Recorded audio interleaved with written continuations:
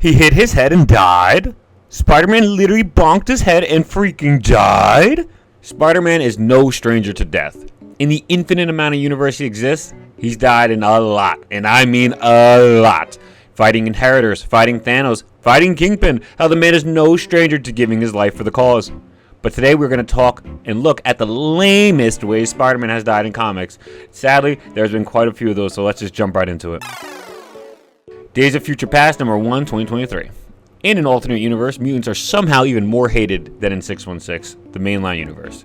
Spider-Man shows up to an anti-mutant rally and hopes to change people's minds on mutants. However, the mob gets riled up and starts attacking Spider-Man.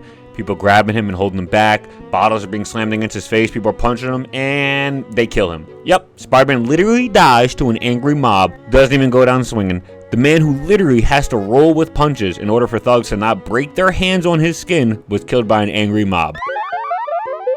In Marvel Zombies Return, zombie Spider-Man is shown destroying the Sinister Six, and I mean like he's literally maiming them and killing each and every single one of them. Sandman, however, does manage to escape, and while he's running away, he actually runs into the real Spider-Man, the one who's human and not a zombie. He's actually not even aware of his zombie counterpart in this universe. Sandman, thinking that it's the zombie Spider-Man, fills the human Spider-Man up with sand until it literally freaking kills him. The man who has beaten Sandman more times than I can actually count dies nigh instantly by Flint Marko. That's just unforgivable. Unforgivable. What if, number 4. The alternate story takes place after Spider-Man returns to Earth with the symbiote for the first time. This time, instead of having Reed Richards separate him and the symbiote, he wears it out for a longer period of time. The symbiote, however, is life-draining.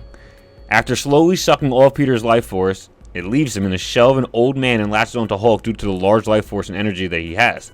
Peter literally dies due to the symbiote just draining him of his energy without him even knowing. That's like the story. It's lame, it's corny, it's boring, and it's goofy. What if Dark SpiderGwen? The story takes place at the moment Green Goblin kills Gwen. If you're not aware of the original storyline, I don't know how that's possible, but Spider-Man tries to save Gwen after she's thrown off the top of the bridge. Spider-Man shoots a web to save her, but the force of her falling and the web attaching onto her literally breaks her spine and she dies. It's actually very brutal, and that's in 616, that's real. This time, however, Spider-Man jumps off the building and tries to save her by catching Gwen. Only this time, he bumps his head on the stone bridge while falling with Gwen in his arm, and it kills him.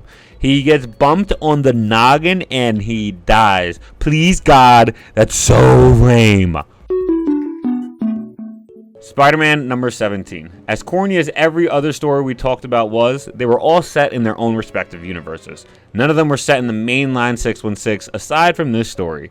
One night, Spider-Man is patrolling. He notices a chemical explosion about to go off, and there happens to be a mother and a daughter caught in the blast. Spider-Man jumps in front of the blast, but he's only able to shield the mother.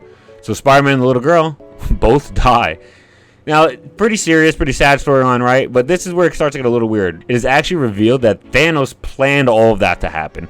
He wanted to give the woman he loved, the entity known as Death, Spider-Man's soul in hopes that it would please her. Instead, she viewed the events that transpired and were like, dude, how come Spider-Man and this girl have to die? Like, why would I want their souls after what you just did, you schemer Thanos? She sends Peter and the little girl back to Earth and they both get to live again. This story is easily the best out of the stories we talked about, and it's really only goofy because Thanos planned to kill Spider-Man using a chemical explosion. The dude is a cosmic powerhouse and could kill Spider-Man in seconds if he wanted to. Why is he plotting and scheming like that, man? Like, I don't know, man. The Mad Titan must have gone mad on that one. It makes no sense.